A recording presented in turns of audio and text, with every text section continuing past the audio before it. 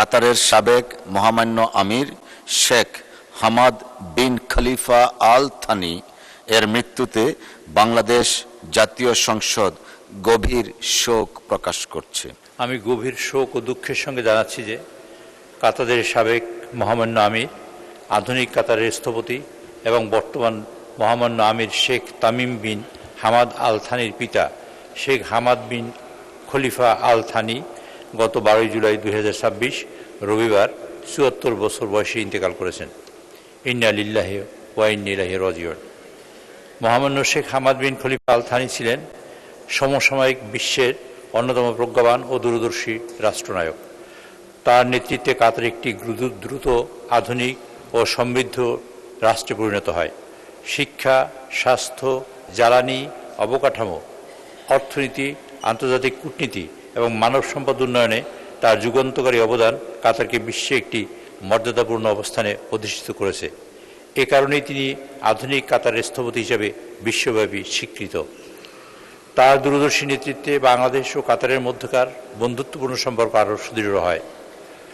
বাংলাদেশের বিপুল সংখ্যক প্রবাসী কর্মসংস্থান, দ্বিপাক্ষিক অর্থনৈতিক সহযোগিতা এবং পারস্পরিক উন্নয়নে তার অবদান বিশেষভাবে স্মরণীয় হয়ে থাকবে। তার মৃত্যুতে কাতার রাষ্ট্র একজন মহান রাষ্ট্রনায়ককে হারিয়েছে এবং বাংলাদেশ ও আন্তর্জাতিক সম্প্রদায় হারিয়েছে শান্তি, উন্নয়ন ও সহযোগিতার একজন নিবেদিত প্রাণ অগ্রনায়ককে। মাননীয় স্পিকার, সম্প্রতি মধ্যপ্রাচ্য সংকটকালীন সময়ে কাতার নিজের বিপদগ্রস্ত হওয়া সত্ত্বেও বাংলাদেশের শ্রমিক কর্মচারীদের পাশে যেভাবে দাঁড়িয়েছে, আমাদের হরমুজ প্রণালী বন্ধ হওয়ার পরে আমাদের নাবিকদের পাশে যেভাবে তারা দাঁড়িয়েছে, যে মানবিকতা তারা দেখিয়েছে, তা আমাদের হৃদয়ে নাড়িয়ে দিয়েছে। মহামান্য বর্তমান আমিরের এই মানবিক কর্মকাণ্ড ও মহানুভবতায় বাংলাদেশ গভীর কৃতজ্ঞতা প্রকাশ করছে। এই মহান রাষ্ট্রনায়কের মৃত্যুতে আমি মহান জাতীয় সংসদে নিম্নরূপ শোক প্রস্তাব উত্থাপন করছি। কাতারের সাবেক মহামান্য আমির Sheikh Hamad bin Khalifa Al Thani এর মৃত্যুতে বাংলাদেশ জাতীয় সংসদ গভীর শোক প্রকাশ করছে। জাতীয় সংসদের মরহুমের বিদেহী আত্মার মাগফিরাত ও চিরশান্তি কামনা করছে এবং শোক সন্তপ্ত রাজপরিবার, বর্তমান আমির মহামান্য Sheikh Tamim bin Hamad Al Thani, Qatar সরকার ও কাতারের জনগণের প্রতি গভীর সমবেদনা ও আন্তরিক সহানুভূতি জ্ঞাপন করছে। এই সংসদ আরও প্রস্তাব করছে যে আগামীকাল দেশে শোক দিবস পালন করা হোক এবং জাতীয় পতাকা অর্ধনতে রাখা হোক। আমি আরও প্রস্তাব করছি যে এই শোক প্রস্তাব সর্বসম্মতিক্রমে গ্রহণ করা হোক এবং এর একটি প্রত্যায়িত অনুলিপি কাতারের জাতীয় পরিষদ, শুরা কাউন্সিল, বাংলাদেশের কাতার দূতাবাস এবং কাতার সরকারের নিকট যথাযথভাবে প্রদান করা হোক। মাননীয় স্পিকার, আপনাকে অশেষ ধন্যবাদ। আপনাকে ধন্যবাদ মাননীয় চিফ হুইপ। আমি এখন মাননীয় চিফ হুইপের উত্থাপিত শোক প্রস্তাবটি ভোটে দিচ্ছি। সংসদের সামনে প্রশ্ন হচ্ছে, কাতারের সাবেক মহামান্য আমির Sheikh Hamad bin Khalifa Al Thani এর মৃত্যুতে বাংলাদেশ জাতীয় সংসদ গভীর শোক প্রকাশ করছে।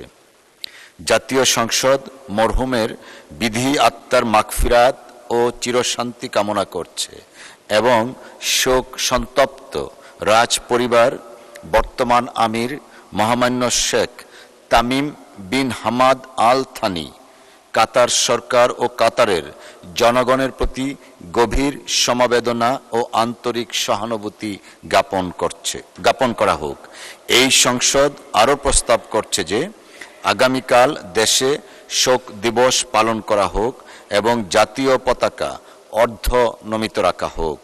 শোক প্রস্তাবের একটি প্রত্যায়িত অনুলিপি কাতারের জাতীয় পরিষদ, শুরা কাউন্সিল, বাংলাদেশে কাতার দূতাবাস এবং কাতার সরকারের নিকট যথাযথ মাধ্যমে প্রেরণ করা হোক। যারা এই প্রস্তাবের পক্ষে আছেন তারা হাঁ বলুন। যারা এই প্রস্তাবের বিপক্ষে আছেন তারা না বলুন। আমার মনে হয় সর্বসম্মতিক্রমে হাঁ জয়যুক্ত হয়েছে, হাঁ জয়যুক্ত হয়েছে, হাঁ জয়যুক্ত হয়েছে। অতএব শোক প্রস্তাবটি সর্বসম্মতিক্রমে গ্রহণ করা হলো। মাননীয় চিফ হুইপের প্রস্তাব মতো শোক প্রস্তাবের একটি প্রত্যায়িত অনুলিপি কাতারের জাতীয় পরিষদ, শোরা কাউন্সিল, বাংলাদেশে কাতার দূতাবাস এবং কাতার সরকারের নিকট যথাযথ মাধ্যমে প্রেরণ করা হোক। মাননীয় সদস্যবৃন্দ, এখন আমি মুনাজাত পরিচালনা করার জন্য আহ্বান জানাবো মাননীয় সদস্য জনাব মোহাম্মদ শামীম কায়সার, গাইবান্ধা 4। ধন্যবাদ। আসসালামু আলাইকুম ওয়া রাহমাতুল্লাহি ওয়া বারাকাতুহু। আল্লাহুম্মা আমিন। اللهم لك الحمد أنت نور السماوات والأرض ومن فيهن ولك الحمد أنت قيم السماوات والأرض ومن فيهن ولك الحمد أنت رب السماوات والأرض ومن فيهن اللهم صل على محمد وعلى آل محمد كما صليت على إبراهيم وعلى آل إبراهيم إنك حميد مجيد وبارك على محمد وعلى آل محمد كما باركت على إبراهيم وعلى آل إبراهيم إنك حميد مجيد رب العالمين আজকে আমরা আমাদের একটি বন্ধু রাষ্ট্র, একটি মুসলিম রাষ্ট্র, আমাদের সাথে দীর্ঘ কূটনৈতিক যোগাযোগে পরম বন্ধু প্রতিম একটি দেশ, আপনার এই ভূখণ্ডের এই কাতার যে দেশ, সেই রাষ্ট্রের সাবেক আমির, বর্তমান সম্মানিত আমির, মহামান্য আমির শেখ তামিম বিন হাম্মাদ আস-সানি, তার পিতা, তার প্রিয়তম বাবা মরহুম শেখ হাম্মাদ বিন খলিফা আস-সানি, তার ইন্তেকালে আজকে আমরা শোকাহত।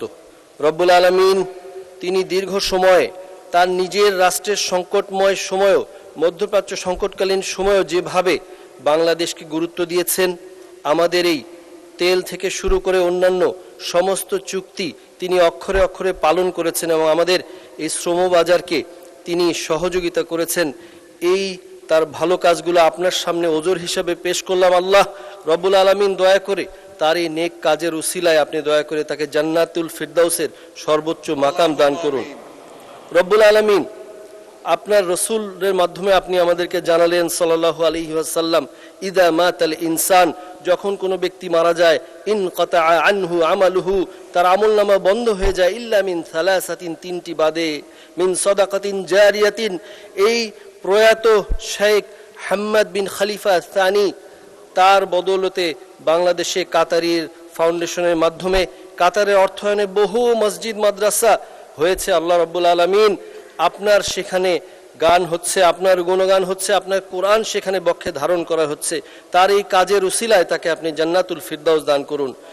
তিনি যে নেক সন্তান রেখে গেছেন, ওয়ামিন ওয়ালাদিন সালিহিন ইয়াদউ লাহু, সেই নেক সন্তান বর্তমান মহামান্য আমির শেখ তামিম বিন হাম্মাদ আস-সানি, তাকে আপনি অনুগ্রহ করে কবুল করুন।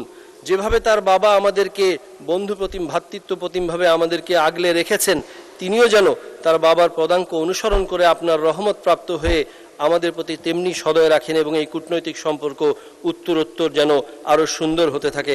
রব্বুল আলামিন আপনি দয়া করে আমাদের এই সংসদকে কবুল করুন।